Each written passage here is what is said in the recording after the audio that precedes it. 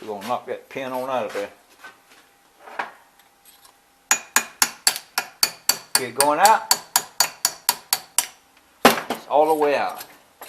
Oh, it did have 2 pins. I put them in there. I put them 2 pins in there, but what I done, I knocked one of them too far. I'm going to put the 2 pins back in there. That was my bad. This should come out now. See that? There you go. See these pins? They're the same length as that pin there. So normally, this pin only be stuck in about halfway. So you take your punch and you knock it all the way out. It'd be all the way out, but it'd be stuck in the bottom of this squash plate. Let me get the squash plate out and I'll show you.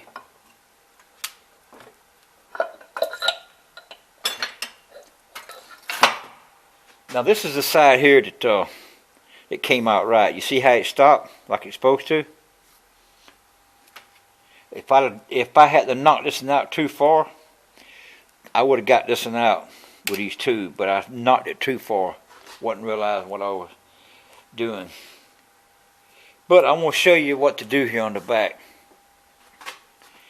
You see how flat that is? Well, that's the one that goes forward. You see how much hump it's got there? That's your reverse. What I'm going to do, I'm going to grind that off. I could probably mill it off, but I ain't going to mill it. I'm just going to grind it. I'm not going to grind it all the way off. I'm going to grind most of it off. Once I grind that, I'm going to have to machine out my other piece to get it to go back further, to back up. But anyway, there she is. And that's the way that pin was supposed to line up. Now you knock this pin, since you got it out, you go ahead and knock that pin all the way out. And once you got these pins in there, just go through that shaft, and it lines up. You just knock this pin in. You knock it in until, you see how much sticking out the top? You knock it in until that pin's flat. And that way it'd be inside of that other pin in there. But it should have worked with 2 pins. I just knocked it too far. I should have knocked it, I just knocked it too far. I wasn't paying no attention. But I'm going to put 2 pins back in. Most Cub Cadets, these don't come with 2 pins on this side. That only that Aries tractor come with 2 pins, where I got the idea from. So I advise you not to put 2 pins in, put 1. The reason why I put 2 pins, because I got the hydrostat pedal. I can hit it hard and make the tractor up, vroom, and snatching it, so I'm jerking it real quick, and I didn't want it to break that 1 pin. The reason why I got 2 in there. That's just for me playing around, beefing it up some. But anyway, there it is. Here's my hole in my, I drilled in there. Sit right there. Whoop, you can't see it. Sit right there. There she is. There's a hole in the back. I'll just tap that out and put me a set screw in there. I don't have to worry about it. I don't know why they didn't have screws with set screws anyway. You could have put a long pin always through it. I just might put me a long pin through it, and that way I'll take them set screws out and knock that pin all the way through. That's what I'm going to put 1 long pin. Put a short on one side and a long on the other side. I'll give you a heads up. If you ever take this out, and you put this in backwards, it'll work either way. It don't make a crap which way you put it in there. It'll work. But what's going to happen, it's not going to go very fast because of that hump. So this thing moves this way. When it moves that, let's see if you can see that pump. When it moves that, what it does, it moves that way, see? Forward and reverse. Forward goes real far, center up is neutral, and it barely moves it back, goes reverse. So if you grind that off, you put it in backwards, you're going to be going faster backwards than normal, and you're going to be going real slow going forward. So you better take note and mark this thing, or grind this side off. That way it'll make this way go in there. And that way, it don't matter which way it goes in there as long as you grind this off. I'm thinking, I'm pretty sure it's the same, yeah. Same thing. Because I think I put them in backward before. Accidentally had to turn it around. You know, there's nothing to be afraid of tearing these pumps down. They are so freaking simple. It's just as simple can be. You see this squash plate on back here, it's fixed. Well, that's your motor. Like I say, when this moves back and forward, it's going reverse and forward. All it's doing is directing the oil. Now, when it goes that way, I don't know which way is which, but just say this way is reverse. It will turn that shaft the opposite way. When it goes forward, it turns this shaft back forward. So it's just reversing oil all it's doing. If you want to take this shaft out, that bearing's a tight fit. But I hit on the back side of the shaft with a rubber mallet, and it came out. So I'm just going to get this out of the way so I can drill this hole here and tap it. All right, let's look at this chart here. A 1/8 is a 27. We need a drill bit of R. So I got some letter drill bits. So we get an R. See if I got an R or something close to it. It being aluminum, I can get something smaller than that. And you know, if you ain't sure about what size drill bit to use on a tap, like this hole here, I know it's a 1/8. That's the right tap for it. General rule is, if the drill bit spin in there smoothly, that'll be the right bit. The same way here. If you get a bit bigger and fit in there, it'll fit smoothly. Same way with nuts. You know, if you don't have a chart or don't know your sizes or whatever, you just stick a drill bit in until it fits snug. Not loose, not floppy, but it's fit in there real snug, just like this right here. And that's got a little bit of slop, not much. This here will make it 100%, make it a little bit littler, not much. Just to make it 100% threads. That's your goal. So that's what we're going to do with this gearbox over here. We're going to make this hole here 100% thread. According to the chart there, it says use the letter R. But this bit here, I don't know what number it is. I hadn't might calibrate it to see what it is. But it's about the same size what this bit here, what this screw here is. This here would have worked. It's a little bit littler, but thin as that is, it'd have been fine. Anyway, we're going to drill it with this letter R, not number R, letter R. A little bit bigger, a little bit. Come on. There we go. We just want to tap that joker. Now, if I'm a tap, there it is. No, that's a big one. That's a 1/4 inch. I need about 1/8. Oh man, stop the camera and find it.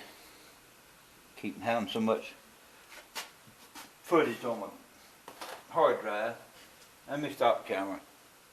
Now, anytime you're doing tapping with pipe or with metric or American threads, you always put oil on the tap.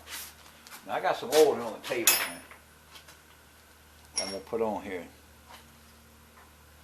Don't matter if I have a little dirt in it. It won't hurt it. I'm gonna put some around a little bit of hole.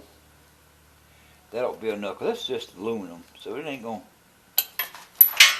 Aluminum's the main thing you want to keep grease on, because if you don't, it'll gall up on the threads here and get hard. But with steel, it won't gall up, it'll just freeze up. But it's best to use a T-handle. I don't have one. This is hard to get one straight with this, but you can use that with T-handle. Just be careful with it getting it started.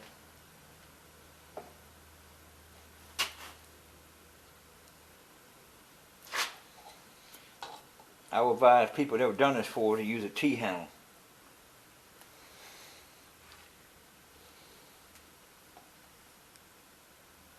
See how crooked it is trying to go? If I'd have kept going, it'd have been that crooked. Well, I might have to have a T-handle. Try it again.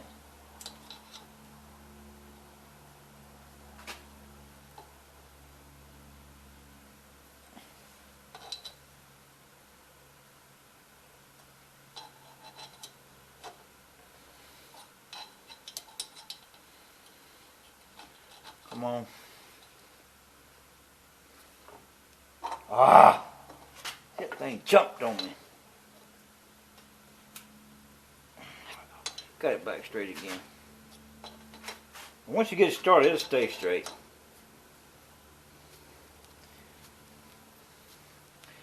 You have to go pretty deep with the threads. Don't take them all the way through it, because then your plug will fall out the other side. So I would test it. Leave about 1/4 inch at the top and test it, pull it back out, and try my plug. You know, your plug might not start until, because these threads are tapered. Same as these threads in these things here, they're tapered.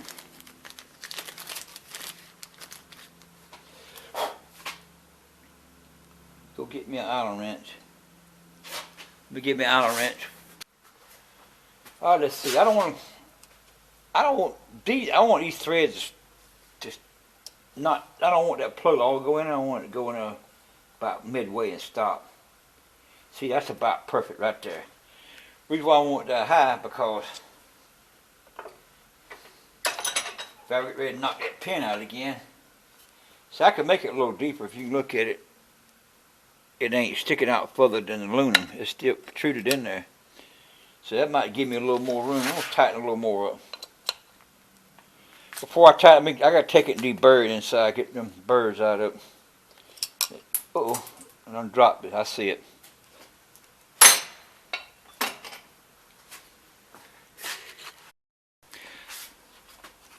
I'm gonna go ahead and make it a little deeper. I always screwed it in. It ain't making threads. It's just screwing in there. I hadn't even got to my original place where I stopped that a while ago. But I'm gonna go a little bit deeper, not much. It's up to you according how deep you want that plug to sit in there. Let's try that. I think that'll work.